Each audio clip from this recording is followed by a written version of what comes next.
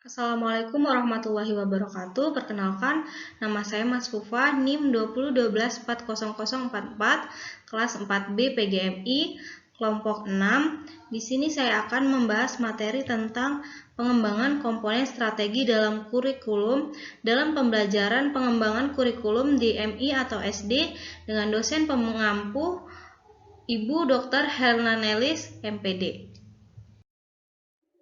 Dalam pengembangan komponen strategi dalam kurikulum, kita akan membahas 4 poin pembahasan. Pembahasan yang pertama, kita akan membahas tentang pengertian strategi pembelajaran. Yang kedua, kita akan membahas tentang jenis model strategi, pendekatan, metode, dan media pembelajaran.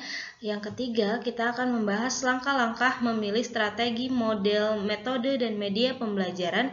Dan yang keempat, kita akan membahas tentang macam-macam metode pembelajaran aktif dalam pembelajaran PAI.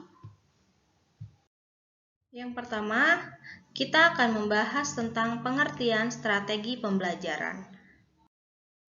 Strategi diartikan sebagai suatu cara atau metode kegiatan untuk mencapai suatu tujuan pendidikan, sedangkan pembelajaran merupakan suatu sistem yang terdiri dari berbagai komponen yang saling berhubungan satu dengan yang lain. Komponen tersebut meliputi tujuan, materi, metode, dan evaluasi. Jadi, strategi pembelajaran bisa diartikan sebagai sebuah perencanaan yang berisi tentang rangkaian kegiatan yang didesain untuk mencapai tujuan-tujuan pendidikan tertentu. Menurut Kemp tahun 1995, strategi pembelajaran adalah suatu kegiatan pembelajaran yang harus dikerjakan guru dan siswa agar tujuan pembelajaran dapat dicapai secara efektif dan efisien. Untuk yang kedua, kita akan membahas tentang jenis-jenis model, strategi, pendekatan, metode, dan media pembelajaran. Yang pertama, kita akan membahas jenis-jenis model pembelajaran. Ada model pembelajaran jigsaw. Model pembelajaran jigsaw adalah suatu teknik pembelajaran kooperatif yang terdiri dari beberapa anggota dalam satu kelompok yang bertanggung jawab atas penguasaan bagian materi belajar dan mampu mengajarkan materi tersebut kepada anggota lain. Sedangkan yang kedua yaitu penemuan model penemuan inquiry learning. Adalah kegiatan pembelajaran yang memfasilitasi peserta didik untuk mengajukan pertanyaan, melakukan penyelidikan atau pencarian, eksperimen hingga penelitian secara mandiri untuk mendapatkan pengetahuan yang mereka butuhkan. Untuk yang kedua, kita akan membahas tentang jenis-jenis strategi pembelajaran. Ada strategi pembelajaran langsung atau direct instruction yang merupakan bentuk dari pendekatan pembelajaran yang berorientasi kepada guru. Sedangkan yang kedua itu strategi elaborasi adalah proses penambahan rincian sehingga informasi baru akan menjadi lebih bermakna. Dengan strategi elaborasi, pengkodean lebih mudah dilakukan dan lebih memberikan kepastian. Strategi elaborasi membantu pemindahan informasi baru dan memori di otak yang bersifat jangka pendek ke jangka panjang. Dan yang ketiga, strategi organisasi. Strategi organisasi itu yang membantu pelaku belajar mengingatkan kebermaknaan bahan-bahan baru dengan struktur perorganisasian baru. Dan yang ketiga yaitu jenis-jenis pendekatan pembelajaran, di mana pendekatan pembelajaran ini ada pendekatan proses tujuan. Pendekatan proses tujuan itu berorientasi pada tujuan akhir yang akan dicapai. Dan yang keduanya itu ada pendekatan penemuan. Pendekatan penemuan, pada pendekatan ini siswa diberikan kesempatan untuk menemukan fakta dan konsep tentang fenomena ilmiah. Dan yang ketiga itu ada pendekatan masalah. Pendekatan masalah dalam pendekatan ini dapat menerima saran tentang prosedur yang digunakan agar dapat menyelesaikan masalah seperti kayak praktikum. Dan yang keempat, kita akan membahas tentang jenis-jenis metode pembelajaran. Di dalam metode pembelajaran ada metode ceramah. Metode ceramah adalah metode penyampaian bahan pengajaran secara lisan. Dalam metode ini, siswa hanya diharuskan melihat dan mendengar serta mencatat tanpa mengomentari informasi penting yang diberikan oleh guru. Dan ada metode tanya jawab. Metode tanya jawab ini dapat menarik dan memusatkan perhatian siswa dengan mengajukan pertanyaan yang terarah dan siswa akan tertarik dalam mengembangkan daya pikir. Dan yang ketiga ada metode demonstrasi. Metode demonstrasi ini adalah cara penyajian pelajaran dengan memeragakan sesuatu proses kejadian. Ya, dan yang keempat yaitu metode diskusi. Metode diskusi adalah suatu cara pembelajaran dengan memunculkan masalah. Dalam diskusi terjadi tukar-menukar gagasan atau pendapat untuk memperoleh kesamaan pendapat. Dan yang kelima, kita akan membahas jenis-jenis media pembelajaran. Di dalam media pembelajaran itu ada media visual. Media visual adalah suatu alat atau sumber yang di dalamnya berisikan pesan atau informasi, khususnya materi pembelajaran yang disajikan secara menarik dan kreatif dan diterapkan dengan menggunakan indera penglihatan.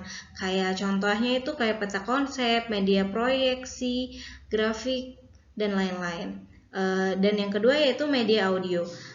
Media audio adalah media yang dapat didengar atau jenis media pembelajaran yang berisikan pesan atau materi pembelajaran yang disajikan secara menarik dan kreatif dan diterapkan dengan menggunakan indera penglihatan saja karena media hanya berupa suara.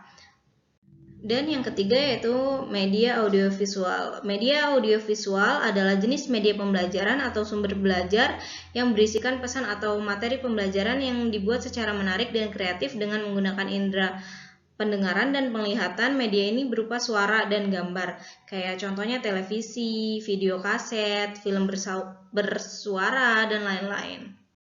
Ketiga, kita akan membahas tentang langkah-langkah memilih strategi, model, metode, dan media pembelajaran.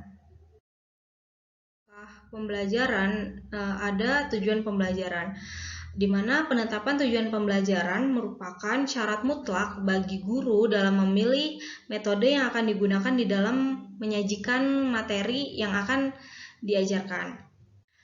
Dan yang kedua yaitu aktivitas dan pengetahuan awal siswa. Aktivitas belajar merupakan berbuat memperoleh pengalaman tertentu sesuai dengan tujuan yang diharapkan. Oleh karena itu, strategi, model, media, dan metode pembelajaran harus dapat mendorong aktivitas siswa. Dan yang ketiga yaitu integritas bidang studi. Mengajar merupakan usaha mengembangkan seluruh pribadi siswa. Mengajar bukan hanya mengembangkan kemampuan kognitifnya saja, tetapi juga meliputi aspek afektif dan psikomotorik. Oleh karena itu, strategi, model, metode, dan media pembelajaran harus dapat mengembangkan seluruh aspek kepribadian secara terintegrasi. Dan yang keempat yaitu alokasi waktu dan sarana penunjang. Alokasi waktu yang tersedia dalam pemberian materi pembelajaran 1 jam 45 menit. Maka strategi, metode, model, dan media yang digunakan telah dirancang sebelumnya, termasuk di dalam perangkat penunjang pembelajaran yang digunakan secara berulang-ulang. Dan yang kelima, jumlah siswa. Idealnya, strategi, media, metode, dan model pembelajaran yang kita gunakan di dalam kelas perlu mempertimbangkan jumlah siswanya yang hadir, rasio guru dan siswa agar proses belajar mengajar efektif. Ukuran kelas menentukan keberhasilan terutama pengelola kelas dan penyampaian materinya. Dan yang keempat, kita akan membahas macam-macam metode pembelajaran aktif dalam pembelajaran PAI. Pada dasarnya, setiap metode menghadirkan sistem atau cara pembelajaran yang berbeda antara satu dengan yang lainnya. Meski demikian, tujuan tetap sama, yaitu memberikan pemahaman terkait pembelajaran tersebut. Apabila anak dapat memahami pelajaran PAI dengan baik, maka dapat dipastikan metode yang digunakan tepat. Ada 3 macam metode PAI. Yang pertama yaitu metode konvensional, yakni dengan ceramah, di mana metode jenis ini dilakukan dengan menyampaikan informasi secara lisan. Metode ini dikenal sebagai cara yang paling praktis dan ekonomis. Hal tersebut berkaitan dengan penggunaan metode tersebut yang tidak membutuhkan alat bantu.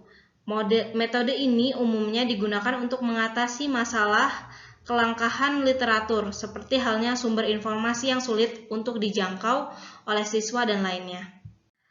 Dan yang kedua yaitu metode diskusi. Metode pembelajaran PAI yang satu ini umumnya dikaitkan dengan cara belajar pemecahan masalah.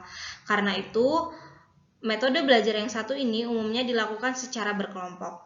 Dan yang ketiga yaitu metode demonstrasi. Berbagai dengan beberapa metode di bagian atas tadi, untuk metode demonstrasi umumnya digunakan dengan melakukan proses tertentu, seperti halnya pembelajaran PAI yang dilakukan dengan memanfaatkan benda atau bahkan bahan ajar lainnya. Bahan ajar atau benda yang digunakan dalam proses belajar tersebut tentunya akan memberikan gambaran dari dunia nyata mengenai apa yang diajari olehnya. Karena itulah cara belajar ini juga dikenal sebagai cara belajar praktikum. Mungkin ini saja yang bisa saya sampaikan, kurang lebihnya saya mohon maaf. Wabillahi taufiq wal hidayah. Wassalamualaikum warahmatullahi wabarakatuh.